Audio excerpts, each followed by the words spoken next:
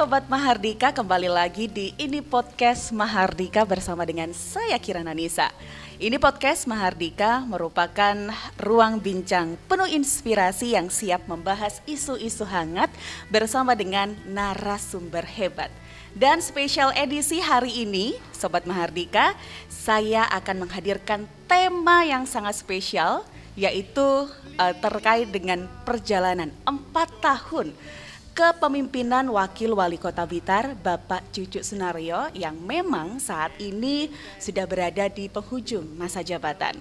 Kita akan mengupas bagaimana perjalanan beliau membangun Kota Blitar menjadi daerah yang semakin keren. Apa saja tantangannya dan apa kira-kira kisah-kisah seru di balik kepemimpinan beliau. Jangan kemana-mana, stay tune terus di Ini Podcast Mahardika.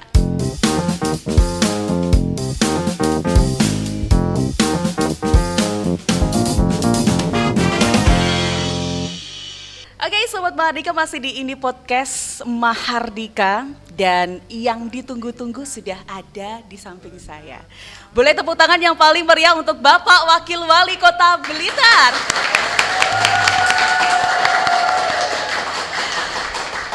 Selamat datang di Ini Podcast Mahardika, Bapak Cucu Sunaryo. Assalamualaikum warahmatullahi wabarakatuh. Waalaikumsalam warahmatullahi wabarakatuh. Bapak, terima kasih sekali sudah hadir di studio kami, Ini Podcast Mahardika. Kami tahu bahwasanya agenda Bapak hari ini padat sekali, tapi tetap menyelakan waktu untuk hadir di sini. Kabar baik Bapak Cucu? Alhamdulillah sehat. Alhamdulillah. Oke, Pak Cucu, hari ini kita ini akan berbincang-bincang terkait dengan perjalanan Bapak selama 4 tahun terakhir di Kota Blitar. Tapi sebelum itu, saya pengen ngingetin Sobat Mahardika yang sedang menyaksikan tayangan kami untuk memberikan like, komen, dan subscribe supaya kami lebih bersemangat kontennya ya. Oke deh, Bapak, ini kita mengawali pertanyaan yang ringan-ringan dulu ya Pak ya. Ya sebenarnya pertanyaannya ringan semuanya sih Pak. Jangan berat-berat. Jangan berat-berat. Oke, Bapak tentu selama 4 tahun di Kota Blitar ini bukan waktu yang singkat ya. Tentunya ada banyak sekali kemudian kisah-kisah inspiratif yang Bapak ukir bersama dengan keluarga besar Pemkot Blitar. Kalau boleh saya tahu nih Pak ya, perjalanan Bapak hingga akhirnya hari ini menjabat sebagai Wakil Wali Kota Blitar ini seperti apa Pak? Ya, kalau bagi kami menjabat di kepala daerah itu kan pekerjaan amanah. Ya. Pekerjaan yang harus didasari dengan pengabdian. Maka kami menjalankan ini sesuai dengan visi misi dari partai. Ya tentunya kami menjalankan dengan senang hati. Ya. Terutama dengan tagline kami dulu adalah Blitar keren, ya, keberagaman, religius, nasionalis. Maka dengan itu kami pengen tercipta suasana yang kondusif, suasana yang aman, suasana yang nyaman di Kota Blitar. Itu aja tujuan kita. Oke. Sepak terjang panjenengan di dunia kepemimpinan, di dunia politik sudah tidak diragukan lagi. Panjenengan pernah menjabat sebagai Wakil Ketua DPRD Provinsi Jawa Timur masa jabatan 2014-2019 leres ya Pak ya. Saat kemudian rekomendasi dari partai turun dan panjenengan direkomendasikan untuk di Kota Blitar, saat itu bagaimana Pak perasaannya?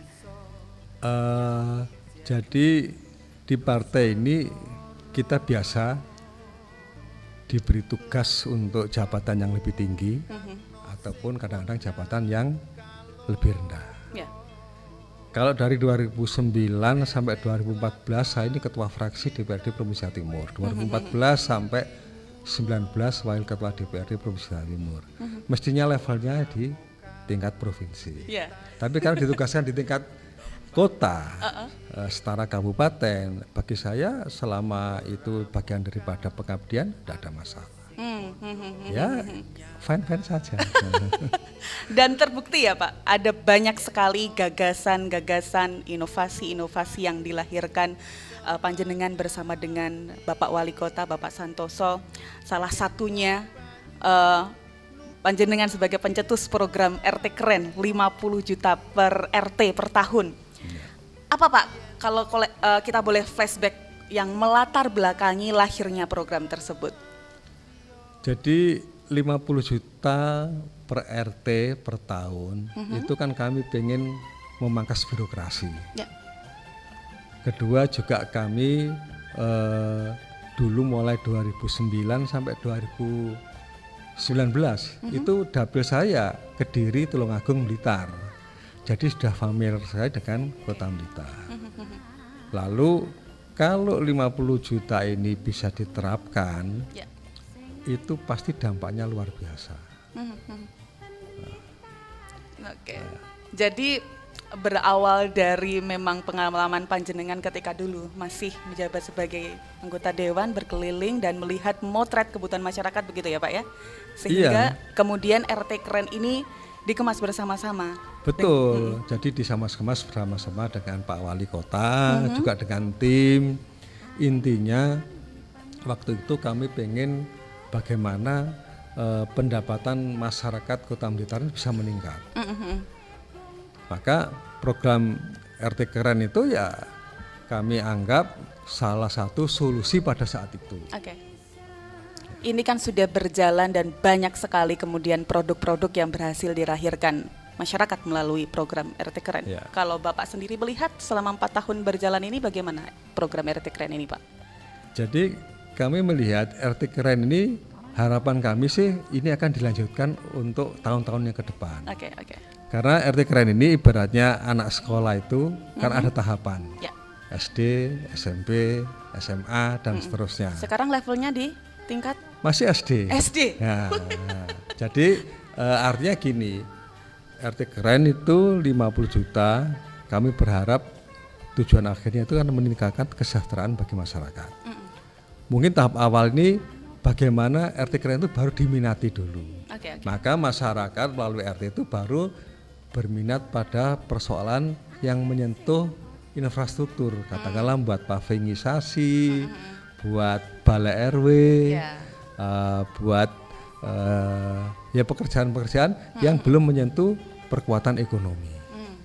Padahal kalau ini levelnya kita naikkan, maka RT itu bisa menggali potensi masyarakat yang ada.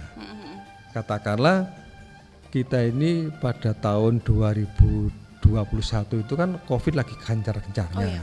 Nah, sehingga rata-rata penghasilan masyarakat itu drop, terpuruk. Maka satu-satunya penghasilan yang paling kuat itu adalah di sektor UMKM. Betul. Jadi kalau 50 juta ini setelah pembangunan balai RW, balai RT, paving site dan lain-lain selesai, maka tahapan selanjutnya adalah bagaimana menggali potensi masyarakat. Katakanlah masyarakat itu ada yang berpotensi di bidang kerajinan, misalnya batik, misalnya pengrajin makanan dan lain-lainnya, yaitu kita tingkatkan. Bagaimana yang semula kemasannya biasa-biasa saja, itu kita tingkatkan. Yang semula publikasinya biasa-biasa saja, kita tingkatkan. Yang semua marketnya itu hanya di lingkungan kecil, kita tingkatkan di lingkungan besar. Oke. Nah, jadi satu contoh itu di daerah di Moro itu belum terrealisasi keinginan saya. Di sana kan ada pasar hewan. Betul. Di sana ada potensi kulit potong hewan itu masih belum dimaksimalkan. Masih dijual bebas di Kediri, di tempat-tempat lain, bahkan ada yang digunakan hanya sekedar makanan. Padahal potensi kulit itu kalau dikelola dengan baik bisa dipakai untuk sandal kulit, sepatu kulit, jaket kulit, dompet kulit, sabuk kulit, tas kulit, banyak. Yang nilai ekonominya lebih tinggi. Yang nilai tinggi, tentunya nanti itu harus ada dengan kebijakan daripada pemerintah. Oke. Misalnya anak SD wajib membeli sabuk setahun aja sekali. Menarik, Anak menarik. SMP membeli sepatu kulit setahun sekali. Oke. ASN membeli jaket kulit setahun sekali. Nah, ibu-ibu. Tapi tentunya ini dengan harus ada pembelajaran bagaimana desainnya yang bagus, bagaimana produknya yang menarik. Nah, ini kan ada proses masyarakat yang tidak terbiasa, lalu bagaimana menjadi pengrajin yang handal, harus ada pelatihan, harus mendatangkan guru-guru dari tempat lain. Maka itu ada 70% plus 30%. Yang 70% untuk produk-produknya, yang 30% itu untuk edukasi, untuk mendatangkan guru-guru. Nah, banyak produk-produk lain, potensi-potensi lain di kota Blitar ini. Kalau saya jelaskan panjang nanti nggak cukup waktunya, tapi contohnya itu salah satunya begitu. Oke, luar biasa sekali. Mudah-mudahan ini tadi idenya Bapak juga itu ya didengar oleh masyarakat, para pengrajin ini yang kemudian ini bisa menangkap potensi ekonomi yang sangat luar biasa. Saya boleh tepuk tangannya dong untuk argumen dari seorang Pak Cucu yang sangat luar biasa sekali. Saya masih punya banyak sekali pertanyaan Bapak, tapi sebelum kita lanjut kayaknya kita ngopi dulu karena kebetulan sudah disiapkan ini cemilan favorit Bapak katanya, telo goreng. Betul Pak? Sebetulnya yang favorit banyak. Wih. Cuman di sini cuma disiapkan telo goreng aja. Pilihannya harus kurang disyukuri. banyak ya Pak ya. Oke deh, kita ngicip dulu ya Pak, kita ngopi-ngopi dulu.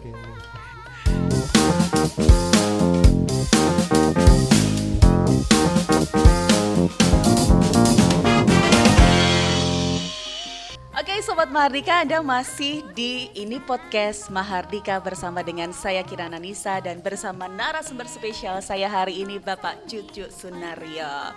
Masih semangat Bapak? Alhamdulillah masih. Harus Masih tetap sore semangat. ini. Iya. Oh gitu Pak, biasanya sampai jam berapa Pak kalau di rumah? Tergantung lawannya bicara. Aduh saya ditantangin ya sama Pak Cucu ini ya. Oke, tapi Pak kalau misalkan tidak ada agenda begitu di rumah kalau jam-jam segini apa nih Pak kegiatan biasanya? Membaca. Baca? Oh Bapak ini hobinya baca buku? Iya. Atau baca koran? Semuanya? Enggak. Baca buku aja ya? Kalau koran kan sudah enggak ada sekarang. Oke, sambil ngopi tentunya? Itu otomatis. Oke, saya itu kalau melihat Pak Cucu tuh selalu penasaran. Kayaknya Pak Cucu tuh hobi sekali dengan memakai kopiahnya ya. Ya. Di beberapa kali kesempatan ya sering sekali dengan kopiah hitamnya begitu. Ada alasan dibalik itu Pak atau ya hanya ngepas-ngepasnya aja gitu? Kopiah ini kan disediakan oleh Bung Karno. Ya. Dipopulerkan oleh Bung Karno. Jadi paling enggak ini menambah spirit untuk kita sebagai pejuang yang mengenal Bung Karno. Oke. Kedua, kalau saya pakai kopiah ini pasti tidak akan tergoda oleh hal-hal yang negatif. Semacam kayak diingatkan begitu ya Pak ya? Iya. Oke, luar biasa sekali. Ini teman-teman di sini kayaknya juga harus pakai kopiah nih ya, supaya selalu ingat hal-hal yang baik begitu ya. Oke, Pak Cucu, di segmen kali ini saya punya games ini untuk Bapak. Namanya games Kalau Saya Jadi. Oke? Siap ya Pak ya? Oke. Yang pertama, kalau saya jadi warga, kalau Bapak jadi warga, makanan apa yang Bapak rekomendasikan kepada wisatawan? Makanan kutuk. Kutuk. Oke. Kenapa Pak? Ada apa dengan kutuk? Rasanya khas Blitar. Favorit Bapak yang di sebelah mana Pak? Kutuk. Ya pada waktu makan itu tidak kita jumpai di daerah lain. Oke. Ingat kutuk, ingat Blitar. Oke, barangkali Sobat Mahardika di rumah juga ada yang suka banget makan kutuk. Kalau saya ribet sama durinya Pak, jenengan nggak ya? Harus ada tekniknya. Habis ini kita belajar tekniknya nih sama jenengan ya. Tekniknya di sini kutuk kan belum ada yang di presto. Oke. Kalau saya nanti buka restoran, saya buka kutuk presto made in Blitar. Oke, jadi durinya bisa sekaligus dimakan ya Pak ya. Oke, kutuk Blitar. Ini favorit Bapak Wali ini ternyata ya. Berikutnya, sebagai pelajar apa yang paling Bapak syukuri bisa bersekolah di Kota Blitar? Seandainya sekolah di Blitar, saya senang dengan suasananya. Kenapa Pak? Udaranya sejuk, bersih, masyarakatnya ramah, dan ini memang kota yang melahirkan tokoh-tokoh yang besar. Wah, sehingga memang generasi muda ini harus berbangga ya Pak ya. Harus. Lahir di bumi Bung Karno sehingga harus apa Pak? Semacam memiliki spirit nasionalismenya Pak Bung Karno begitu ya. Oke, kalau Bapak mengamati di daerah-daerah lain memang tidak sesegar Kota Blitar Pak. Ya, daerah-daerah yang punya kelebihan dan kekurangan masing-masing. Ya. Tentunya tidak disesuaikan dengan kondisi daripada kota masing-masing. Oke deh, menarik sekali. Selanjutnya Pak Cucu, Ya. masih ada 2 pertanyaan lagi nih saya. Sebagai wisatawan, tempat wisata paling Bapak rekomendasikan untuk teman atau keluarga lainnya jika ke Blitar adalah? Ke makam Bung Karno sekaligus ke perpustakaan untuk mengenang dan tahu betapa dulu kita ini menjadi merdeka dan nyaman seperti ini karena perjuangan beliau. Tepuk tangan yang paling meriah. Karena beliau ini kan hobinya membaca ya, jadi langsung sepaket nih ke makam sambil ke perpus ya Pak ya. Iya. Panjenengan juga sering Pak, ketika mungkin di makam dan ada waktu luang mampir juga Sering. ke perpus. Ya, sering. Kalau di sana bacaan yang mungkin sering panjenengan cari dan baca apa Pak? Artinya buku-buku Bung Karno kan banyak ya. Jadi ide-ide beliau juga luar biasa. Paling tidak itu untuk memberikan semangat referensi bagi generasi muda. Kalau dicuplik satu persatu nggak cukup lah, itu kan kaya sekali. Oke. Jadi siapapun yang ke Kota Blitar wajib syaratnya untuk ke makam ya Pak ya? Ya. Supaya mengenang beliau. Bahkan saya mengenang perjuangan beliau. betul, beberapa kali itu Bapak Wali Kota, Pak Sekda juga kalau belum ke makam itu belum orang Indonesia katanya gitu. Oke. Tidak se-ekstrim itu. Berikutnya Pak Wawali yang terakhir. Sebagai anak muda, event apa yang paling Bapak nanti di Kota Blitar? Ya, saya pengen ada e-sport, pertandingan e-sport yang skalanya internasional, yang membuat Kota Blitar ini dikenal di seluruh dunia, bukan hanya karena makamnya Bung Karno, tapi karena ternyata generasi muda kita ini juga melek teknologi dan ini sangat digemari oleh anak muda. Oke, luar biasa. E-sport ini kalau selama ini memang masih menjadi rangkaian dalam suatu event ya. Berarti ke depan ini tidak menutup kemungkinan e-sport menjadi agenda sendiri nih ya Pak, yang berdiri sendiri kayak gitu. Ya mestinya bisa dijadikan agenda sendiri karena di KONI kan juga sudah diakui, di event-event internasional juga sudah diakui, dan Blitar ini juga punya atlet-atlet yang mestinya kaliber internasional. Cuman kan kita perlu bagaimana membina atlet e-sport itu dengan baik, bukan semata-mata mereka itu secara otodidak ya, tapi harus diprogram. Karena kalau enggak, itu kan juga memerlukan energi, memerlukan ketahanan fisik, memerlukan daya juang yang luar biasa. Yang ini ujung-ujungnya juga bisa menghindari perbuatan-perbuatan yang negatif, bisa menjadikan alat penyaluran yang positif juga. E-sport ini ada beberapa kelasnya, ada Mobile Legends, ada PUBG. Betul. Bapak juga suka mainnya Pak? Ya tahu aja. Tahu aja. Saya takut ini kalau Bapak bilang bisa dan suka diajak mabar nih sama teman-teman saya ini ya. Oke deh, ini barangkali juga ada teman-teman e-sport yang lagi menyaksikan podcast kita, ada atensi lebih dari Bapak Wawali nih ya. Jadi kalau misalkan ada beberapa orang yang menaruh sentimen terhadap anak-anak yang doyan nge-game ini, Bapak menampik hal itu ya Pak? Sentimen itu karena mereka tidak mengerti, tidak disalurkan dengan baik. Nah, inilah perlunya edukasi supaya tidak salah. Karena itu kalau sedikit aja diplesetkan akan salah digunakan. Oke. Jadi memang harus disalurkan ke hal yang positif. Betul. Begitu ya intinya. Saya boleh minta tepuk tangannya untuk untuk Bapak Wali yang sangat luar biasa di Roro Play kali ini. Jawabannya di luar ekspektasi saya. Luar biasa sekali, inspiratif. Kenapa emangnya? Saya tadi nebaknya itu Bapak ya, ketika yang di wisata. Saya pikir Bapak mau menjawabnya di agrowisata Blimbing Karangsari atau mungkin di Taman Kebon Raja gitu. Kalau Bapak pernah ke sana kan tapi ya? Pernah. Itu kalau RT Keren 50 itu betul-betul terrealisasi dan bisa dijalankan dengan baik, otomatis Karangsari dan lain-lainnya itu akan terpublikasi dengan sendirinya. Otomatis wisatawan akan datang ke sana. Karena dengan publikasi yang bagus itu wisatawan akan mencari. Tetapi dengan beliau ke makam Bung Karno, dia mengenang perjuangan Bung Karno, dia mengenang perpustakaan bagaimana ternyata bangsa kita itu berdiri dengan hal yang luar biasa sulitnya, maka ini akan menimbulkan rasa tersendiri bagi generasi muda.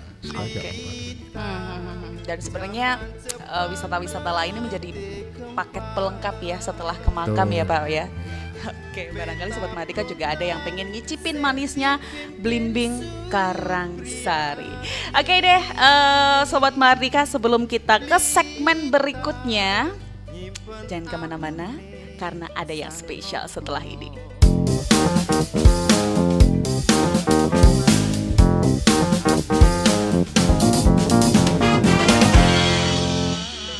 Oke, Sobat Mahardika, masih bareng dengan Kirana Nisa di ini podcast Mahardika. Nggak kerasa ini Pak, ternyata kita sudah sampai di segmen keempat. Nggak terasa lo ngobrol sama beliau ya, hangat sekali. Oke, Pak Cucu, ini kita masih ada beberapa pertanyaan lagi. Sebenarnya ini melanjutkan daripada segmen pertama tadi, ketika kita sudah ngobrol-ngobrol banyak terkait dengan program-program yang panjenengan cetuskan seperti itu. Bahkan tadi sempat disinggung juga ya, bagaimana kemudian di masa-masa awal panjenengan menjabat sebagai wakil wali kota sudah langsung dihadapkan dengan pandemi COVID-19 2021 ya Pak ya? Ya. Dan alhamdulillah dengan perjuangan yang sangat luar biasa, Kota Blitar bisa melalui tantangan itu, bahkan menjadi percontohan di Indonesia, di Jawa Timur, dan diikuti dengan prestasi-prestasi lainnya Pak. Kalau Bapak Cucu sendiri melihat dengan sudah terlewatinya masa-masa itu, bagaimana potensi Kota Blitar ini untuk berkembang maju Pak? Baik, jadi pada masa COVID itu yang paling berat itu adalah keterpurukan ekonomi. Hampir seluruh masyarakat banyak yang sebagian kehilangan mata pencarian. Maka salah satu untuk cepat merecovery keadaan seperti ini, masyarakat itu kita ajak untuk disiplin. Ternyata responnya luar biasa. Disiplin menjaga kebersihan, disiplin mencuci tangan, disiplin menjaga jarak, disiplin pakai masker, dan seterusnya. Sehingga COVID yang melanda masyarakat Kota Blitar itu dengan cepat bisa teratasi. Nah, karena disiplin ini adalah salah satu kunci daripada keberhasilan kita mengatasi COVID, maka potensi ke depan disiplin masyarakat ini bisa kita arahkan untuk bagaimana bisa berkarya yang lebih baik lagi. Bisa menciptakan ide-ide yang lebih baik lagi. Dan karena Kota Blitar ini kota kecil ya, kita mau potensi alam terbatas, potensi yang lain-lain juga rasanya tidak begitu lengkap ya. Maka salah satunya yang ke depan itu adalah potensi UMKM dan potensi trading hasil UMKM dari beberapa daerah di Kota Blitar. Satu contoh, ikan koi. Ikan koi itu kan nggak ada ya di kota, rata-rata kan di pinggir kota atau di kabupaten. Bagaimana kita bisa membuat trading itu tetap di kota, bagaimana publikasi di kota, seakan-akan koi itu produksi daripada kota. Kalau mau mencari di kota, marketnya di kota. Nah ini ya, termasuk juga masalah produk-produk lain. Boleh produk telur itu diproduksi di kabupaten, tapi tradingnya harus di kota. Oke, jadi bagaimana kemudian melihat potensi-potensi itu supaya lebih dikembangkan begitu ya Pak Bawali ya? Iya, coba lihat Singapura. Singapura itu kan negara kecil, ibaratnya kota. Dia nggak punya potensi alam, dia nggak punya potensi gas, sumber mineral yang lain nggak ada. Itu kota hanya trading saja, tapi bisa kaya. Oke. Tapi kalau misalkan kita kembali lagi di masa-masa itu Pak, di 2021 ada banyak sekali agenda yang kemudian ditangguhkan, anggaran direfocusing. Pusing nggak Pak saat itu Pak? Kalau ngomong pusing ya pusing. Seluruh Indonesia, seluruh kepala daerah kita komunikasi sama-sama merasakan seperti itu. Tapi kan kita tidak boleh terbelenggu, terpuruk, lalu meratapi sesuatu yang menimpa kita. Kita harus segera mencari way out. Salah satunya ya dengan terobosan-terobosan, dan yang paling bertahan adalah teman-teman yang berperan di pada UMKM. Oke. Dan hal yang sama berlaku juga Pak di sektor pemerintahan, teman-teman ASN beradaptasi mungkin dengan saat itu jam kerja yang harus disesuaikan dan lain sebagainya. Ya, kalau teman-teman ASN itu kan otomatis mereka tidak terpengaruh di dalam pendapatan. Mereka hanya terpengaruh di dalam kesehatan. Maka jam kerja itu ya menyesuaikan saja. Maka populerlah dengan istilah Zoom, populerlah dengan work from home. Sekarang tapi WFA Pak, work from anywhere katanya. Tidak ada masalah, karena memang banyak perkembangan teknologi yang harus kita ikuti, dan ini semua kan market kan juga tidak harus seperti zaman dulu. Sekarang kita pesan apa saja bisa lewat tempat online kita. Ya Pak ya. Nah, ini yang harus kita tangkap. Ke depan kita tidak boleh ketinggalan teknologi. Iya, memang kondisi saat itu memaksa kita ya Pak ya, untuk beradaptasi dengan perubahan yang memang saat itu semacam kayak tidak ada pilihan lain, yang memang harus begitu. Dan alhamdulillah di masa-masa 2021 2023 kalau nggak salah Pak ya, kita sudah lepas daripada pandemi. Itu semacam tidak pernah terbayangkan kita bisa lepas dari pandemi COVID-19, dan ini membuktikan bahwa ketangguhan kita bersama-sama ini untuk disiplin, tetap bertahan dan disiplin. Kata Bapak tadi, jangan meratapi, jangan terpuruk, tapi harus bangkit dan mencari jalan keluarnya. Quotes of the day nih Pak ya, bagus sekali nih untuk para Gen Z ini ya, pesan dari Pak Bawali.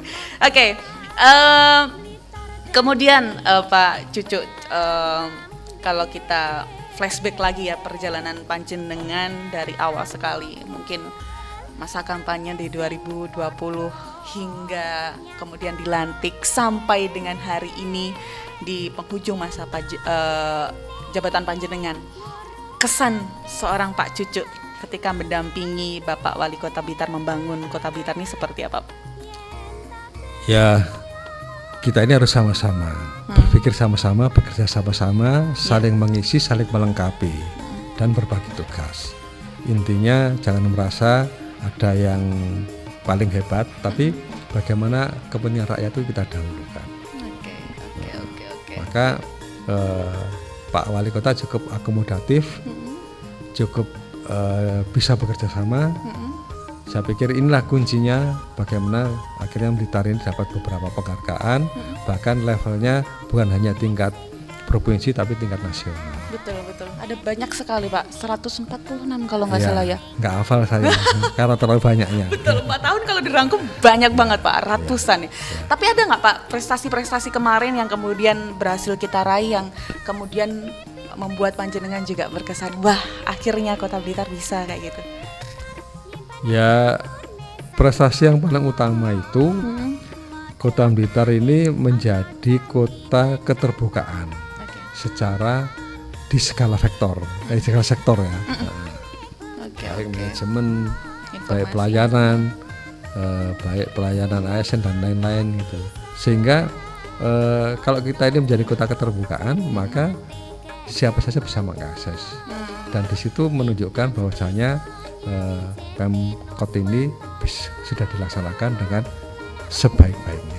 Terbuka dan bersih, Iya, transparan. luar biasa sekali karena banyak kalau disebutin satu-satu memang Sobat Mahardika ada WTP, ada Sakip, ada Ya kalau WTP itu sudah umum lah.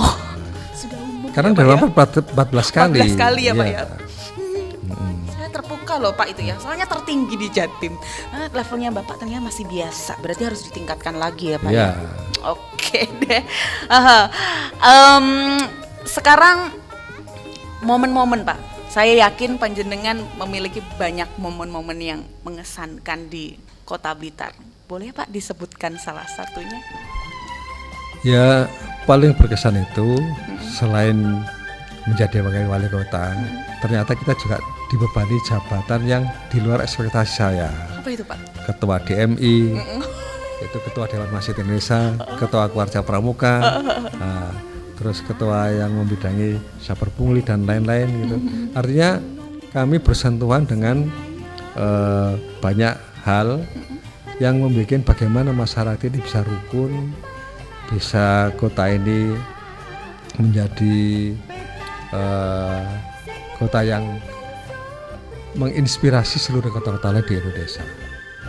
Kita tahu kita ini punya RPJMD, juga RPJM bagaimana kita menuju Indonesia Emas tahun 2045.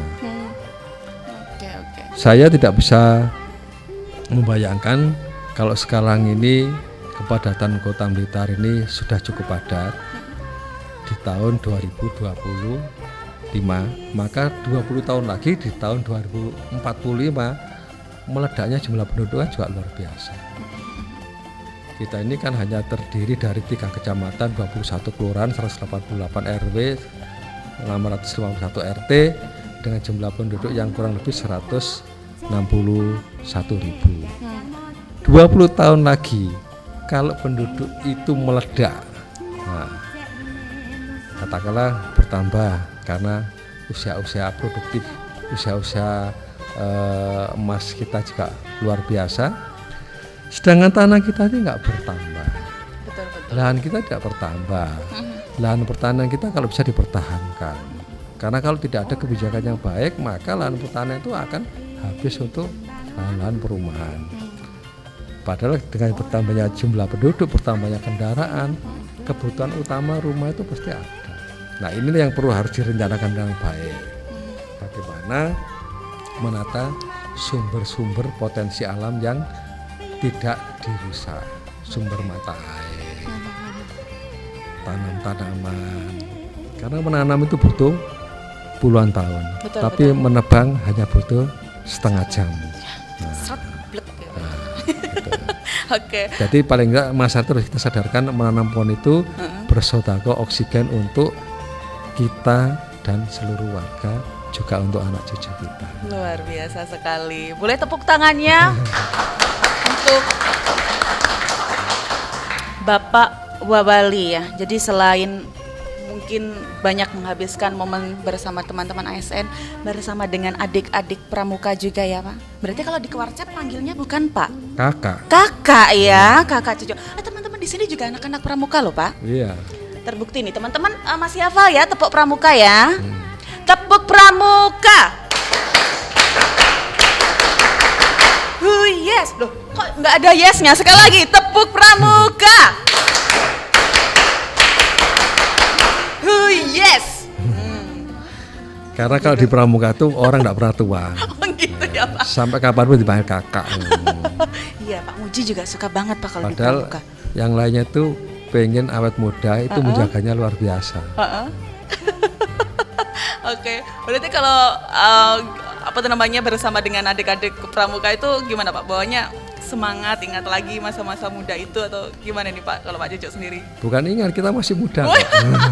Masih muda, benar Pak. Iya, jangan mau kalah dengan yang muda-muda ya Bapak ya. Oke, Bapak, ini saya sudah ada banyak sekali titipan pesan cinta dari masyarakat Kota Blitar untuk Pak Cucu. Nanti kalau saya nggak sampaikan saya dikutuk ini Pak ya. Oke. Mudah-mudahan enteng-enteng. Oh, enteng-enteng Pak ini Pak. Ada beberapa pertanyaan juga ini dari rekan-rekan kami ternyata Pak. Ada dari Kuntum Hana. Bapak sehat-sehat ya. Saya yang ngedit foto Bapak yang ganteng-ganteng itu katanya. Terima kasih, semoga itu menjadi amal ibadah. Oke deh. Ada lagi ini dari Mbak Nur ini ya. Bapak, inspirasi kami semoga selesai menjabat tetap mengawal dan membersamai Kota Blitar. Insya Allah masih sering-sering sini. Oke, nanti main ke sini juga ya Pak ya. Oh ya, kalau diterima. Tapi selalu jangan, dong Pak. Jangan hanya bisa goreng ya. Apa Pak? Kalau Bapak request maunya apa Pak? Kutuk presto. Oke, kutuk presto ya. Kalau nggak ada di sini saya yang buatkan Pak. Nanti yang mancing teman-teman deh Pak ya. Ada lagi nih Pak, banyak sekali kemudian salam yang dititipkan ke kami untuk panjenengan, ucapan terima kasih dan juga ini terima kasih Bapak. Semoga Bapak senantiasa dilindungi oleh Allah dari segala mara bahaya. Amin. Dipermudahkan urusan dan sehat selalu. Sekali lagi Amin. terima kasih banyak. Ini dari Mas Ferry Ahmad. Ini kemudian ada juga dari Mbak Ratna. Terima kasih Bapak. Semoga sehat sukses selalu. Sudah membuat Kota Blitar aman, damai dan tentram. Amin. Tapi emang benar ya Pak ya, Kota Blitar ini bahkan ketika kemarin pilkada pun juga cukup kondusif di antara daerah-daerah lain. Ya, ini kan kesadaran masyarakat sudah cukup bagus. Dan kesadaran ini memang terus harus kita tingkatkan. Tentunya tidak bosan-bosan melakukan edukasi. Ya, oke. Ada satu lagi pertanyaan. Gemeruduk Pak tiba-tiba Pak pertanyaannya ya. Oke, ini dari Kak Diana. Matur suwun Pak Bawali, semoga senantiasa diparingi sehat dan bahagia. Salam Pramuka. Jawabnya gimana Pak kalau salam Pramuka? Salam. Oh, langsung dilanjutkan lagi. Gitu. Perlu kita jawab Pak? Oke. Salam Pramuka. Salam. Khusus buat Bu Diana nih ya. Ya. Oke, ada lagi nih Pak, juga mewakili pertanyaan saya sebenarnya dari Ica Ici. Bapak habis selesai menjabat mau kemana Pak? Terus kesan-kesan selama memimpin Kota Blitar apa aja Pak? Ya, kalau habis menjabat itu kita kan punya tugas yang lainnya. Selesaikan tugas ini dengan baik, maka lanjutkan dengan tugas yang lainnya.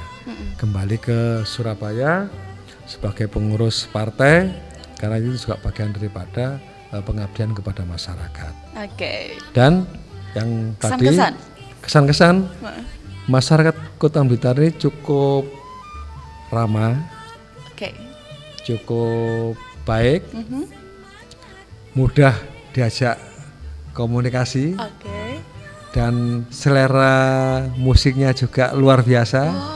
Selera keseniannya luar biasa. Saya dulu tidak membayangkan ternyata untuk joget itu hampir 99% ibu-ibu bisa joget di sini. Nah, itu kan sesuatu yang positif. Cuman asal jogetnya jangan sembarangan. Iya, jangan heboh-heboh juga ya Pak ya. Kalau Bapak suka bermusik juga Pak? Suka. Ya. Apa Pak genre musiknya? Ya musik yang ambiaran Pak? Ambiaran enggak lah. Ya. Tapi ya boleh-boleh juga. Boleh-boleh aja. Karena menyesuaikan daerah. Di sini kan otomatis campur sari dangdut gitu. Betul, ya. Betul Pak. Apapun acaranya ambiar Pak yang diminta Pak ya. Oke deh, terima kasih ini kami ucapkan untuk teman-teman di Instagram, di Facebook yang sudah menitipkan pesan cintanya untuk Pak Bawali, sudah saya sampaikan ya, dan sudah diterima oleh Bapak. Oke, terakhir Pak, ini juga sebagai balasan daripada rasa cinta masyarakat untuk panjenengan yang sudah membawa Kota Blitar dengan banyak sekali kemajuan selama 4 tahun terakhir. Apa kira-kira Pak yang ingin disampaikan untuk masyarakat Kota Blitar? Baik, Pertama saya minta maaf selama 4 tahun ini mungkin ada hal-hal yang tidak berkenan, baik itu sengaja maupun tidak sengaja. Yang kedua, kami menghimbau untuk masyarakat Kota Blitar ini menjaga alam, menjaga lingkungan. Satu contoh di alun-alun itu kan ada pohon beringin, ada burung blekok. Nah, itu memang mengotori, tapi itu burung itu adalah salah satu pertanda udaranya bersih, lingkungannya bagus, lingkungannya sehat. Tidak semua kota bisa seperti itu. Jadi mohon itu dipelihara dan dipertahankan. Yang ketiga, kami pengen menjaga kerukunan. Kerukunan ini supaya ditingkatkan terus, dan yang paling penting minat baca masyarakat supaya ditingkatkan. Karena minat baca kita ini masih yang paling rendah dibandingkan negara-negara lain. Tidak ada negara yang maju kalau masyarakatnya tidak suka membaca. Oke, untuk masyarakat Kota Blitar ini ya, untuk semoga selalu diingat. Ada titipan pesan juga Pak mungkin untuk calon pemimpin berikutnya?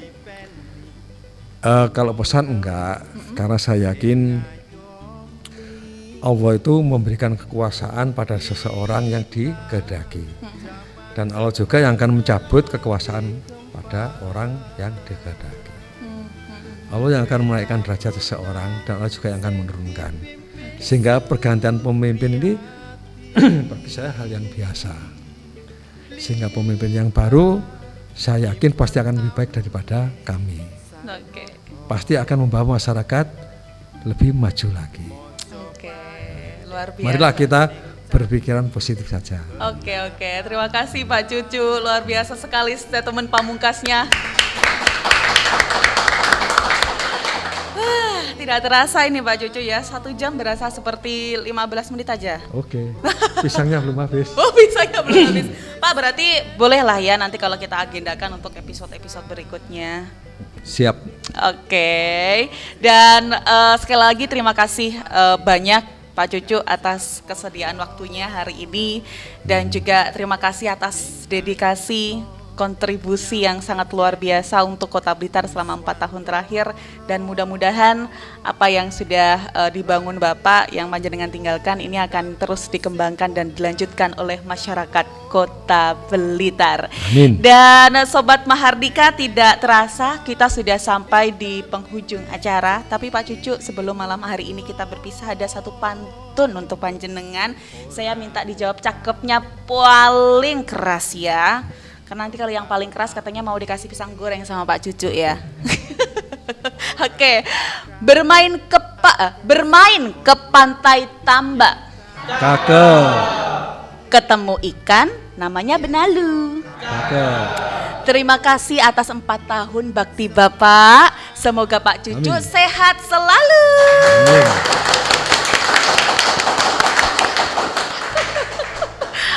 Oke, luar biasa tim kreatif ini tadi Pak. Saya baca aja ini tadi Pak. Ada balasan Pak? Santen duduk klopo. Cakep. Cekap semanten atur kula.